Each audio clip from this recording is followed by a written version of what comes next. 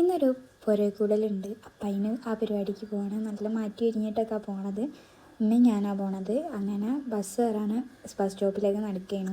അപ്പോൾ ബസ് വന്ന് സീറ്റ് കിട്ടിയില്ല. കുറച്ച് കഴിഞ്ഞാൽ പിന്നെ ഇരിക്കാൻ സീറ്റൊക്കെ കിട്ടി. ഉമ്മക്ക് കിട്ടിയില്ല, എനിക്ക് സീറ്റ് കിട്ടി.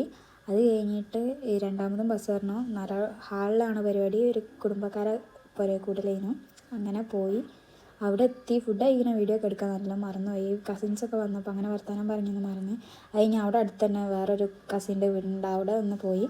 അവിടെ പോയി കുറച്ച് നേരം ഇരുന്ന് അവരോടൊക്കെ സംസാരിച്ച് കഴിഞ്ഞപ്പോൾ അവിടെ ഓല് വളർത്തുന്ന പൂച്ചയൊക്കെ ഉണ്ടായിരുന്നു. പൂച്ചനെ എനിക്ക് പേടിയായതുകൊണ്ട് ഞാൻ പിന്നെ വല്ലാണ്ട് മൈൻഡാക്കാൻ നിന്നില്ല.